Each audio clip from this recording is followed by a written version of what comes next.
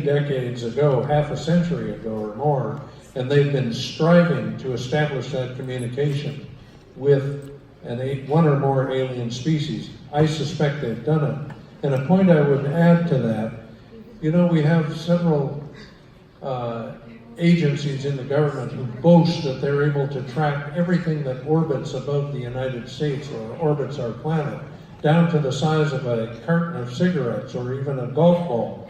Are we to believe, if they can do that, that they they cannot detect a disk that is 30 or 60 or 120 feet in diameter? Clearly, our government is detecting these things on a regular basis, and I object to the notion that they possess that information and are not willing or not duty-bound to share it with all of us. That government works for us, not the reverse. You can only take two more quick questions for Peter. Yes, sir. Yes, my name is Sean O'Sullivan. I'm from Lake Stevens here, Post. And first of all, Mr. Noory, it's a pleasure seeing you. I've listened to you since you started and NR4. Thank you. Mr. Davenport, I'm interested in knowing your opinion of the book Day After Roswell and how valid that book is. Opinion about Day Roswell? After Roswell, by Roswell, of course. Well, a lot of good investigators, including Stan Friedman and a whole bunch of people, have done some excellent investigative work on that one. They've interviewed all the pertinent witnesses and people who participated in it. And I think there almost certainly an incident occurred that involved, the Roswell incident was, as you probably know, not one craft, but two. There was one 75 miles to the northwest of Roswell.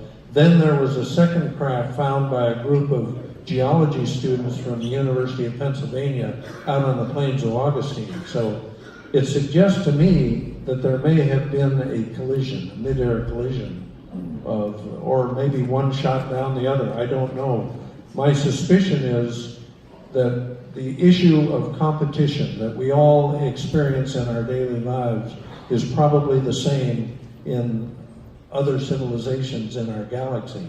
So I'm hoping that they are peaceful creatures when they come to our planet, but I have no guarantee of that. And this case that we looked at earlier today with Mr. Jay Cottle describing what he had seen suggests to me that there may be more competition than we wish were the case between aliens or between aliens and mankind.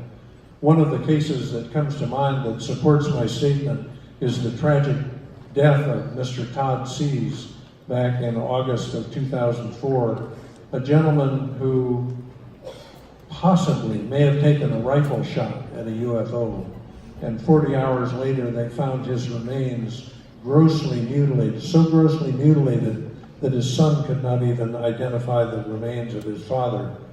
And remains a mysterious case. It's a case that David Paulides and I both have an interest in. We've discussed it, and he has an interest in pursuing it forensically.